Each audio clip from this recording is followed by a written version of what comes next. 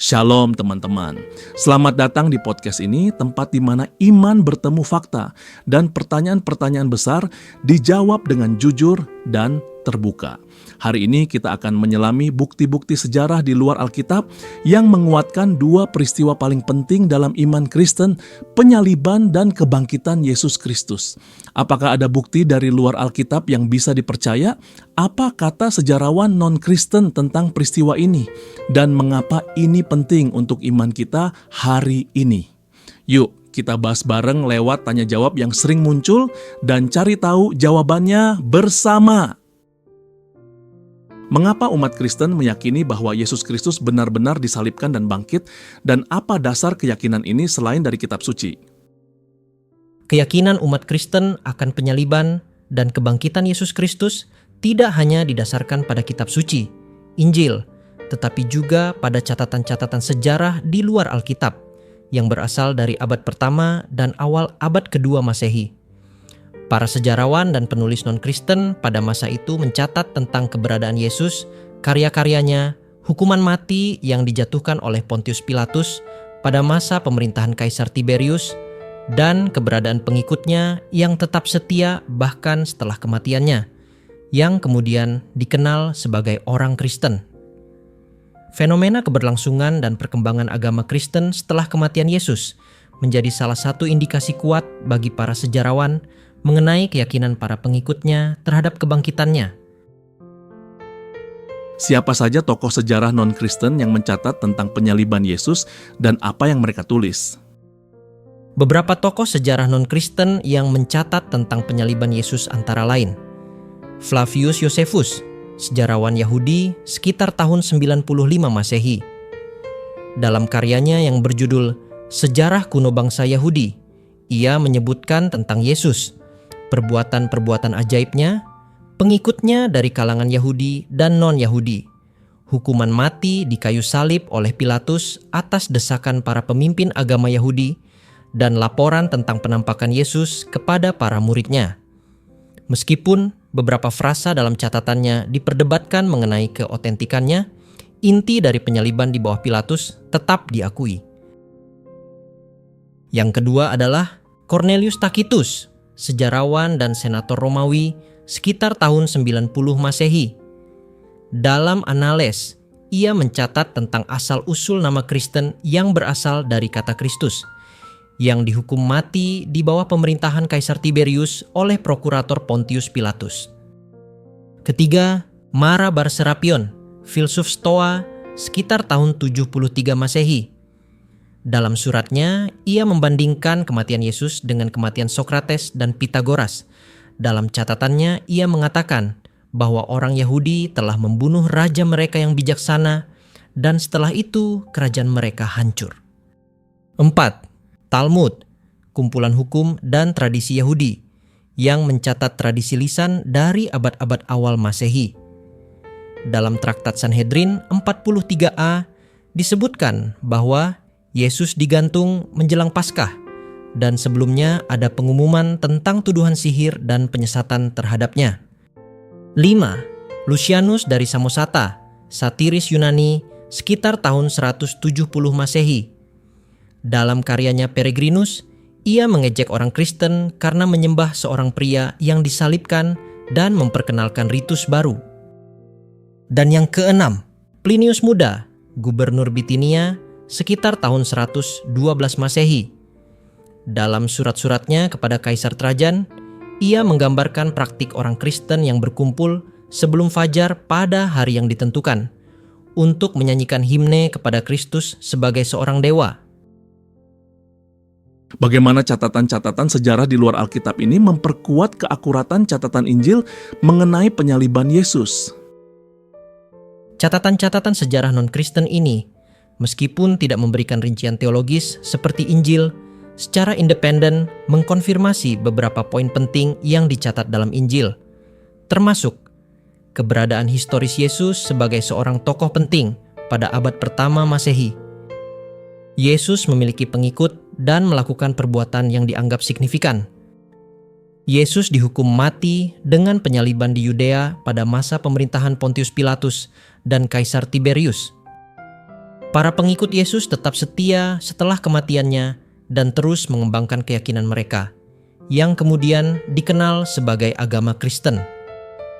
Kesamaan dalam garis besar peristiwa ini antara sumber Kristen dan non-Kristen memberikan kredibilitas yang lebih besar terhadap fakta historis penyaliban Yesus.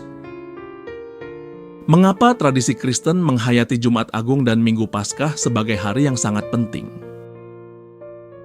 Jumat Agung dan Minggu Paskah adalah inti dari iman Kristen. Jumat Agung memperingati penderitaan dan kematian Yesus Kristus di kayu salib yang diyakini sebagai pengorbanan untuk menebus dosa umat manusia. Penghayatan Via Dolorosa, doa, dan puasa adalah beberapa cara umat Kristen menghayati peristiwa ini sejak awal sejarah kekristenan. Minggu Paskah merayakan kebangkitan Yesus Kristus dari antara orang mati pada hari ketiga, yang merupakan puncak dari iman Kristen. Kebangkitan ini diyakini sebagai kemenangan atas dosa, iblis dan maut, serta memberikan harapan akan kehidupan kekal bagi para pengikutnya. Sejak abad pertama, umat Kristen berkumpul pada hari pertama, yaitu hari Minggu untuk beribadah, memecah-mecahkan roti, perjamuan kudus, sebagai peringatan akan kebangkitan Kristus.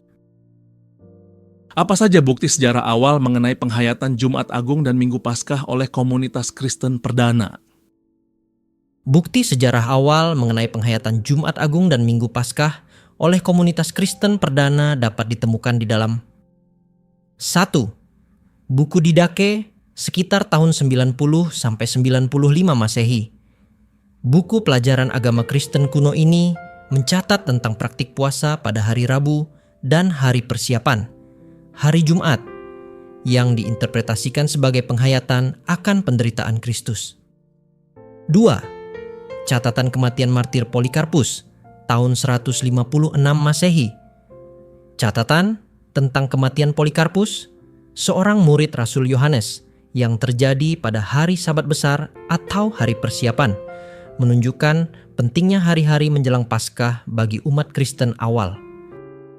3. Catatan Cornelius Tacitus, sekitar tahun 90 Masehi. Ia mencatat bahwa orang Kristen biasa berkumpul menjelang fajar pada hari yang ditetapkan untuk menyanyikan himne kepada Kristus yang mengindikasikan perayaan Minggu Paskah. 4. Catatan Plinius Muda, sekitar tahun 112 Masehi. Ia juga mencatat kebiasaan orang Kristen berkumpul sebelum fajar pada hari yang ditetapkan dan menyanyikan himne kepada Kristus. Bagaimana catatan-catatan polemik dari kalangan Yahudi setelah zaman Kristus yang menyinggung tentang Yesus dan pengikutnya? Meskipun tidak mengakui Yesus sebagai Mesias, catatan-catatan polemik dari kalangan Yahudi setelah zaman Kristus secara tidak langsung mengakui keberadaan Yesus dan para pengikutnya. Misalnya, dalam anekdot Talmud tentang Yakub yang menyembuhkan atas nama Yesus anak pantera, sebuah ejekan terhadap kelahiran Yesus dari perawan, dan kisah tentang ajaran Yesus yang dipersoalkan oleh Rabi Eliezer menunjukkan bahwa ingatan tentang Yesus dan pengaruhnya tetap hidup dalam tradisi Yahudi, meskipun dalam konteks yang negatif. Hal ini juga mengindikasikan bahwa Yesus dikenal melakukan perbuatan-perbuatan yang dianggap ajaib oleh para pengikutnya. Apa implikasi dari bukti-bukti sejarah ini terhadap pemahaman dan keyakinan umat Kristen mengenai salib dan kebangkitan Yesus Kristus? Bukti-bukti sejarah di luar Alkitab ini memperkuat keyakinan umat Kristen bahwa peristiwa salib dan kebangkitan Yesus Kristus bukanlah sekedar klaim teologis atau mitos, melainkan peristiwa historis yang nyata dan memiliki dampak besar pada dunia. Keberadaan catatan-catatan independen dari berbagai latar belakang, Yahudi, Romawi, dan Yunani, yang sezaman atau sangat dekat dengan peristiwa tersebut, memberikan dasar yang kuat bagi keakuratan kisah Injil dan tradisi Kristen mengenai penderitaan, kematian, dan kebangkitan Yesus. Hal ini juga menegaskan bahwa iman Kristen berakar pada sejarah yang dapat diverifikasi, bukan hanya pada keyakinan subjektif. Itu tadi beberapa pertanyaan yang sering muncul dan sudah dijawab oleh saudara Chrysostomos. Dan semoga jawabannya bisa membuka wawasan kamu bahwa penyaliban dan kebangkitan Yesus bukan cuma cerita rohani, tapi juga punya pijakan dalam sejarah dunia nyata. Iman Kristen bukan iman yang buta, ada jejak sejarah yang bisa ditelusuri dan diuji. Terima kasih sudah mendengarkan sampai akhir. Untuk membantu pelayanan kami, jangan lupa tekan tombol share, like, dan subscribe. Kalau kamu punya pertanyaan lain atau sudut pandang berbeda, silakan tulis di kolom komentar. Sampai jumpa di episode selanjutnya, tetap berpikir, tetap percaya. Selamat merayakan Jumat Agung dan Minggu Paskah. Shalom.